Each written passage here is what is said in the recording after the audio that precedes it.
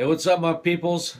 Mike McDude, Steve Travers. Friday, the 27th, 2017, the year of our Lord. Happy Friday, everybody. It's smiley happy time. Right, Steve? Okay. Listen, this show is called Totally Unscripted. This is a new thing going out in the World Wide Web with this guy, Stephen Travers, author extraordinaire, over 30 books. Politics, sports, news, religion, culture. We do it all. I might be down. I'm a broadcaster, news, sports, weather. You did name it, I've done it. Whatever. All right, let's get to the topics that we're going to handle today. Steve Travers. Happy Friday, Steve. How are you, buddy? I'm doing great. You look great. Yeah, you sound great. I love the smile. All right, so listen, one kind of a hot topic being talked about, and just hear me out now. President Bush and Obama to blame for harm caused by an illegal immigrant deported 17 times. Here's the backstory.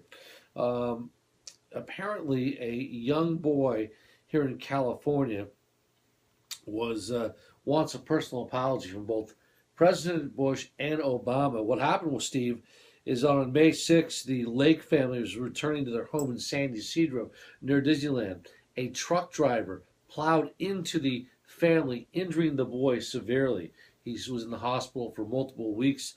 The family would like Obama and Bush to pay for the medical bills because this man, this illegal alien, was apparently deported 17 times. Not only was he deported lawfully, but he was also allowed voluntarily to go back and forth. But the point is, they knew he was illegal. They never did anything about it.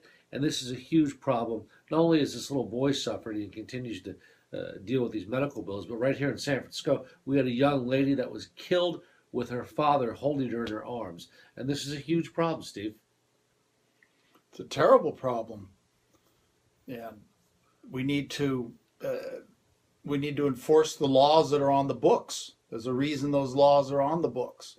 And there's a reason those laws won't go off the books, because they're good laws. We don't need immigration reform. We need to enforce our laws. What we should have, I have no problem with green cards, guest passes, guest permits, workers permits, letting people. There's a lot of wonderful people from Mexico come here and do great work that is necessary and needed. Right. They're great for the economy. They're very helpful for the economy. But people who've been deported 17 times, there's a reason he's deported. Why is he deported? He must have been committing some sort of act that gets him seen by the authorities. If you're going to come here from Mexico and you're not legal, you better keep your nose clean. Well, listen, one thing I want to add here, an article by Todd. You sure as heck cannot go to Mexico and commit havoc down there. You'll end up in a jail. You'll probably be raped by Mexicans, and you'll have the worst experience of your life. Well, you can't go to Mexico with your car, because your car will be stolen by the Mexican police. Right. And when you go to the police, they'll send you to a window where you have to pay a bribe to the police to get your car back.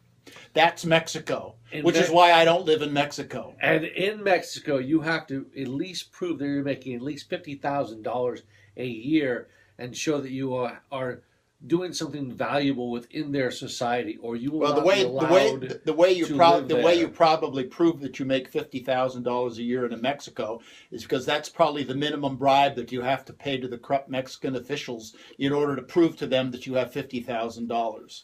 Well, and this article goes on to say, an American child was nearly killed on American soil by an illegal an illegal alien. Well, we're talking San Ysidro is one of the most porous border areas. Basically, what this author is saying, Steve, is that Democrats and Republicans turned a blind eye to forcing immigration law, and we have to take accountability for both parties, because that's exactly what they did. Well, it's the Democrats are 90% of the problem, but the Republicans do share some blame in it. The Chamber of Commerce wants more or less free immigration because it's very cheap for their businesses to employ illegal Mexicans who don't have to. You don't have to pay them minimum wage. You don't have to give them the benefits that the laws require. So there's a lot of people on the Republican side, on the business side, that want, well, if not illegals, they certainly don't want a lot of enforcement because it's to their benefit. And as I say, there is benefit to having people from Mexico who want to come here and work. They're very hard workers, but there's also no reason why we can't have some kind of regulation of it. As I say, workers permits. We should create workers permits. You apply for it in Mexico. We know who you are. We know your record. Well, okay. Next story: a Maryland teenager who goes to a small Christian school is being banned from her graduation because she is pregnant. The principal of the school says that Maddie Runkes, who's 18, has made national headlines. She's out of the Heritage Academy in Hagerstown, and this young lady got pregnant. The rules of the school is that no premarital sex, but yet there's a bit of a fine line there. When you're talking about pro-life, she's doing the right thing, and she's out there, sharing her message because she doesn't think it's fair. And at the same time, if you think about it, there's also, she's also suffering the punishment of what's happening because the rules stipulate no premarital sex. And what's your thoughts on this? Well, if she really wanted to get off easy, she would have gone to Acorn, where one of the local social workers would have talked her into having an abortion, right, which is the purpose of Acorn, which is, of course, why I'm not working for Acorn. Acorn standing for what, Steve? I can't remember. It's some sort of half-ass organization that Obama worked for. Crude. That Obama was a social worker before he was the president. For some sort of thing where nobody does anything good. For Obama was for retards. But anyway, getting back to your question. Well, I mean, I'm all for the Catholic school having this is a Christian a law yeah, or a rule says no premarital sex. There's a reason for it, and there's a good reason for it. Yeah. On the other hand, she's not having an abortion, and the fact that she's not having an abortion should be celebrated. Right. I actually see both sides of the issue. I can see the side of the school saying, we had a covenant, and you broke the covenant by doing this. Also, she was a 4.0 student, Steve. So I think all things considered, you know what?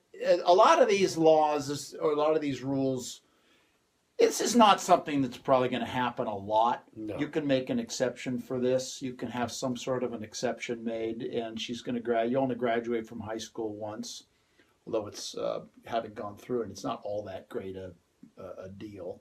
It's not, it's not like graduate from college or law school, but still, it's a nice thing to do. Yeah, I would let her walk through it. And Christy Hawkins, who's president of Students for Life of America, applauds the young lady's decision. She says the principal really needs to show some grace and forgiveness rather than punish premarital sex in this way. But at the same time, I think what you said is right on the money. There are consequences, she could have had an abortion and nobody would ever know about it. And she could go to the graduation and have a grand old time.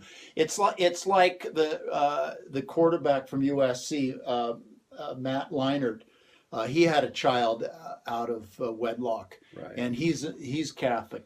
They could have aborted. Nobody ever would have known about it. And off he would have gone into the wild blue yonder, happy as a clam. And people have criticized, well, I'm glad that that woman had a child. Even though he didn't marry her, that's still a child who's now probably about 8 years old and probably has some of his athletic ability and is a gift to the world.